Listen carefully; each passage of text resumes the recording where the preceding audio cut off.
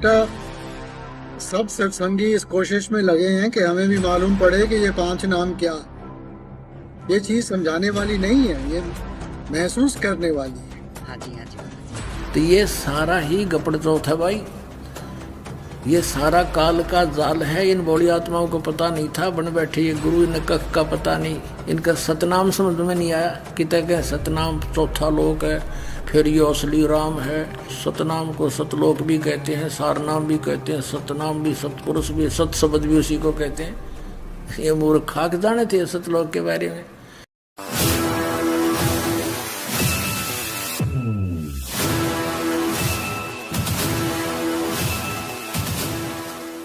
नमस्कार दोस्तों, आप इनको तो जानते होंगे। ये है राधा स्वामी पंथ के एक ही गुरु।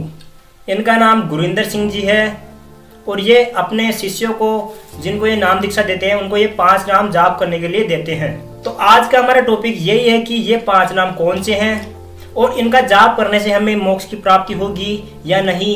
ये मंत्र किस भगवान या किस देव के मंत्र हैं। तो आज हम इन्हीं प्रश्नों पर बात करेंगे। तो आइए पहले जानते हैं कि ये 5 नाम क्या हैं। आइए आपको सुनाते हैं गुरिंदर सिंह जी के विचार। बेटा, सब सत्संगी इस कोशिश में लगे हैं कि हमें भी मालूम पड़े कि ये 5 नाम क्या। और जब तक हमें नहीं मालूम पड़ेगा, हम दूसरे को क्या समझाएंगे। तो इसलिए बेटा, ये जागृता का रास्ता है। भजन सिमरन करेंगे, जागृता आएगी, तब इन चीजों का एहसास होगा। ये चीज समझाने वाली नहीं है, ये महसूस करने वाली है। हाँ जी बाबा जी। तो आपने सुना गुरिंदर जी के विचार, जिनमें वे कह रहे हैं कि ये मंत्र महसूस करने के मंत्र हैं। फिर हमें प्रश्नों का उत्तर नहीं मिला तो हमने सर्च किया, गूगल, यूट्यूब पर, सब पर हमने सर्च किया। तो हमने यूट्यूब पर संत रामपाल जी महाराज जी का ये वीडियो मिला। उस वीडियो में बता रहे थे संत रामपाल जी की 5 नाम कौन से हैं और इनकी साधना करने से हमें मोक्ष की प्राप्ति होगी या नहीं। ये मंत्र किस भगवान की या किस देवता के हैं। तो संत रामपाल जी ने क्या सहित और प्रमाण सहित बताया है। तो आइए आपको वीडियो क्लिप दिखाते हैं और फिर आपको ये भी बताएंगे कि जिन्होंने इस मंत्र का जाप किया है उनको क्या लाभ और क्या हानि हुई है, उनका इस मंत्र को लेकर क्या अनुभव रहा है। तो आज हम इस वीडियो में आपको पूरी डिटेल के साथ बताएंगे, तो वीडियो के अंत तक जरूर बनी रहिए। तो आइए आपको वो संत रामपाल जी का वीडियो क्लिप दिखाते हैं, जिसमें संत रामपाल जी पूरी डिटेल के साथ बता रहे हैं। जीवों को बर्बाद कर दिया इन लोगों ने। अब यहाँ राधा स्वामी पंथ वाले सतलोक सचखंड का ठेका ले रहे हैं और देखो ये कौन से नाम देते हैं। और उसके बारे में राधा स्वामी पंथ के प्रवर्तक, ये है घट रामायण श्री तुलसी साहिब हाथरस वाले की, बेलविडियर प्रिंटिंग प्रेस इलाहाबाद से।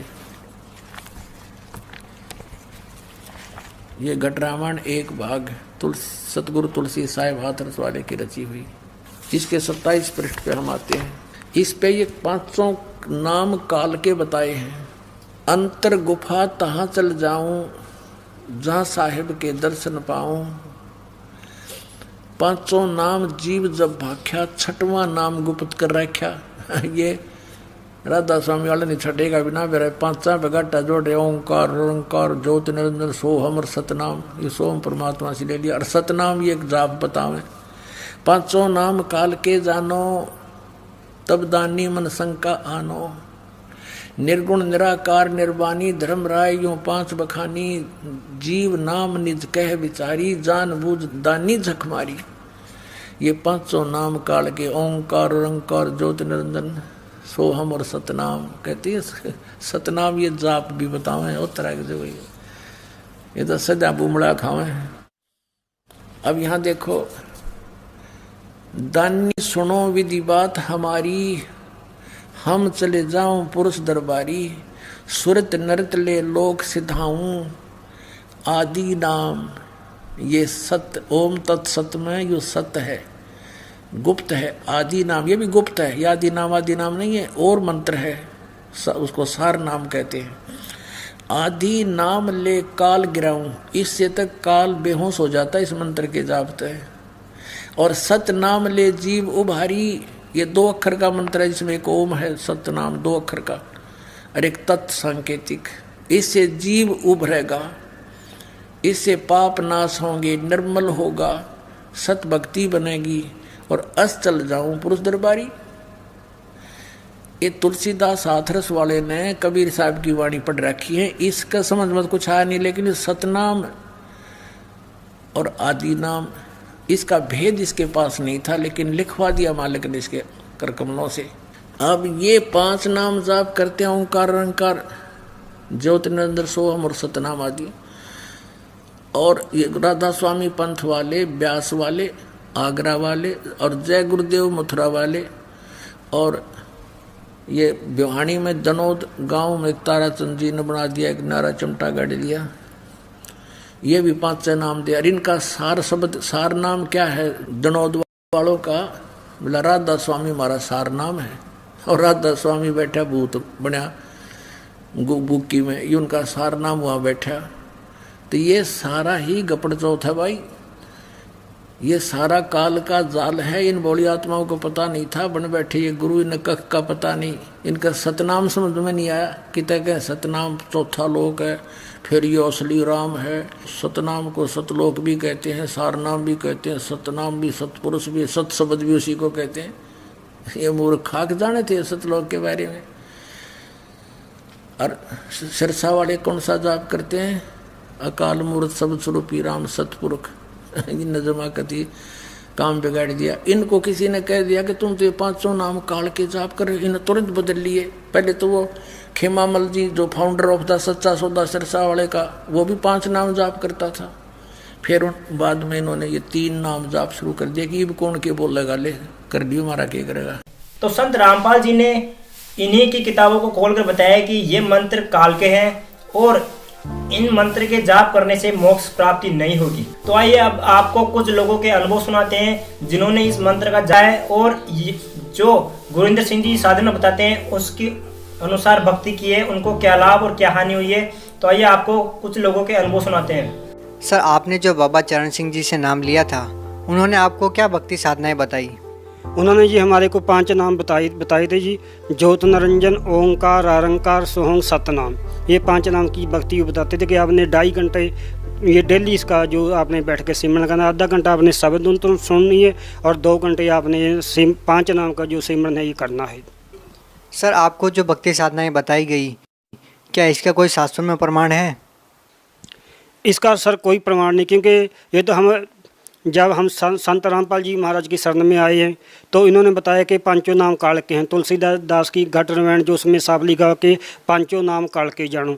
फिर कबीर साहब ने भी अपनी वाणी में लिखा है कि 5 शब्द की आशा में सर्वस्व मूल गवाया, कि ये जो 5 नाम है काल के नाम है, ये कोई भक्ति नहीं है जी। सर, फिर आप संत रामपाल जी महाराज की शरण में कैसे आए? सर, मैं संत रामपाल जी महाराज की शरण में ऐसे आया हूँ, मेरे को ज्ञान गंगा किताब पढ़ने को मिली है जी।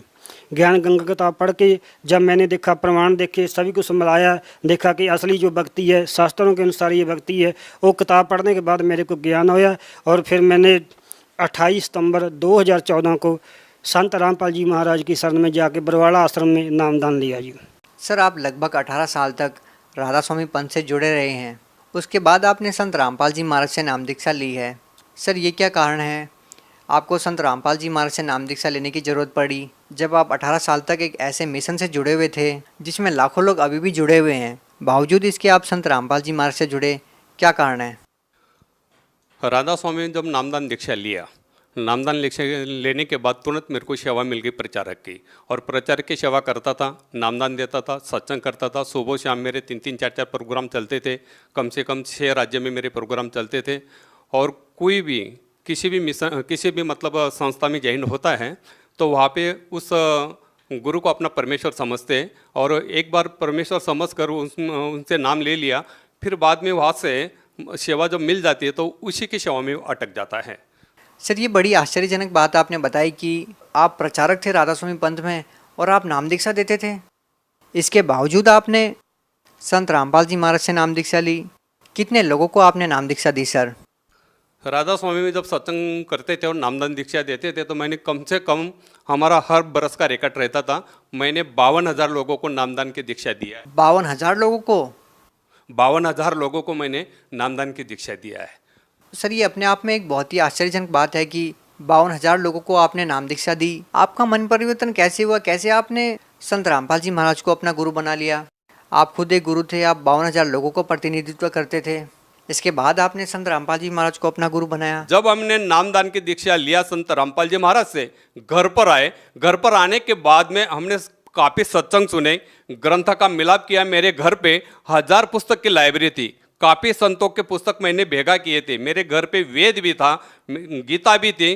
तो जब मैं सत्संग सुनता था और वो मैं नोट्स करवा लेता था कि भाई ये बात सच है कि नहीं, मैं उस ग्रंथ के साथ में वो मिलाप करता था। जब मिलाप करने के बाद में मैंने छानबीन किया, पूरा छानबीन किया। छानबीन करने के बाद में मेरे को इतना बड़ा विश्वास हो गया कि इस धरती के अंदर इसके अलावा इस ज्ञान को देने वाला कोई संत नहीं। ऐसा ठाम विश्वास होने के बाद में मैं पूरे ठाम से, मतलब विश्वास से, सारे संगत को, सारे भगत को, सारे जीवात्मा को, संसार के अंदर जितनी भी जो श्रवण कर रहे हैं उनको मैं विश्वास के साथ बताता हूं कि विश्व के अंदर इस ज्ञान को परखो, ग्रंथ के साथ मिलाप करो, वेद के साथ मिलाप करो, सत्संग सुनो और फिर बाद में इस ज्ञान को समझने के बाद में आप संत रामपाल जी महाराज के शरण में आओ। जब आपको विश्वास बने कि यह सच्चा ज्ञान है, इसको ये प्रमाणित करो। प्रमाण जैसा मैंने प्रमाणित किया, जब मैं गुरु पद बैठता, मैं लोगों को बोलता था ये 5 नाम से मोक्ष मिलेगा। मगर मैं जब इस संत रामपाल जी महाराज से नामदान लिया,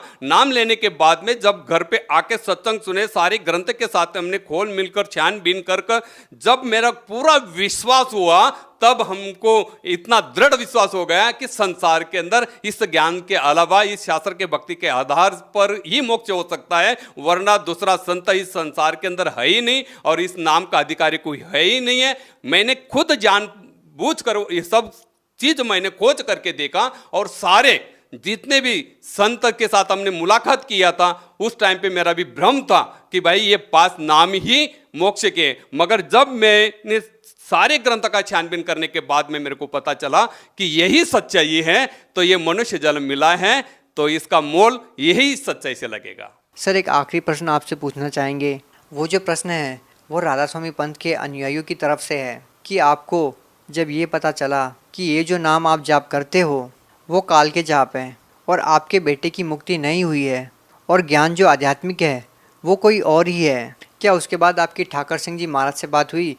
क्या कभी आपने ये जानने की कोशिश की कि आपके जो मन में प्रश्न थे उसके बारे में आपने उनसे बात की इस मैटर पे कि ये क्या बताया आपने मेरे को कि मैंने इतने लोगों को नाम दीक्षा दी, मैं आज गलत साबित हो रहा हूँ? क्या कभी बातचीत हुई इस मैटर पे? जब संत रामपाल जी महाराज से नामदान लेने के बाद, सारा ग्रंथ के छानबीन करने के बाद, मैंने सचखंड का संदेश एक पुस्तक लिया और ज्ञान गंगा ली। और जहाँ से मेरे को प्रचार का कार्ड मिला था दिल्ली सेंटर से, तो एक सेंटर उनका महाराष्ट्र में, वहाँ का जो मुखिया है प्रेमजीत सर करके, तो ये दोनों पुस्तक लेकर मैं वहाँ पर गया और उनको बताया। तो उनको बताया कि संसार के अंदर ये सच्चा ज्ञान है, जरा पढ़ो। और मैंने जब आपके साथ में, क्योंकि वो प्रचारक का हेड था, उनके साथ में हम सत्संग करते थे, बैठते थे, उठते थे, हमारा अच्छा गुरु भाई जैसा रिश्ता था। जब हमने उनको बताया कि ये मैंने ये असत्य त्याग दिया है और सत्य का मार्ग पकड़कर संत रामपाल जी महाराज से नामदान दीक्षा लिया है और यह सच्चा ज्ञान है, मैंने प्रमाणित किया है छानबीन कर, सब वेदों के शास्त्र के आधार से ये छानबीन कर मैंने देखा है, जरा आप भी देख लो। उसी समय पे वो सामने होकर परमजीत सर मेरे को बोलता है, जो प्रचारक का हेड है वो मेरे को बोलता है, इस संसार के अंदर कबीर साहब ही परमेश्वर है, इसका अलावा कोई परमेश्वर नहीं है। तब मैंने उनको बताया, जब आपको पता है कबीर साहब ही परमेश्वर है, तो फिर क्यों नहीं आप इस नाम को चालू करवा देते हैं? संत रामपाल जी महाराज से मुलाकात करके फिर इस पंथ के अंदर ये नामदान क्यों नहीं चालू करवा देते? तो मेरे को जवाब क्या मिला कि इतनी बड़ी राजिश है, जैसे हमको मान बढ़ाई मिलती है, तो आगे देखे जाएगा मोक्ष कैसा है। जब उनका प्रचारक का हेड मेरे को बोलता है कि आगे देखे जाएगा, तो ये कैसा ज्ञान है? तो उनके बोलने से मेरे को और झटका लग गया कि आपको पता है कि यह अज्ञान है और संत रामपाल जी महाराज जी ही पूर्ण संत है, ये आप ही बोल रहे हैं कबीर साहब ही परमेश्वर है, उन्हीं के अवतार है, आप ही बोल रहे हैं। ये जानबूझकर फिर आप संगत को तो नरक में ढकल रहे और आप भी नरक में जाएंगे, तो क्यों नहीं आप इस ज्ञान को स्वीकार कर लेते हैं? तो मेरे को उल्टा जवाब यही दिया कि भाई इतना बड़ा मान बड़ाई हम कैसे छोड़ सकते हैं।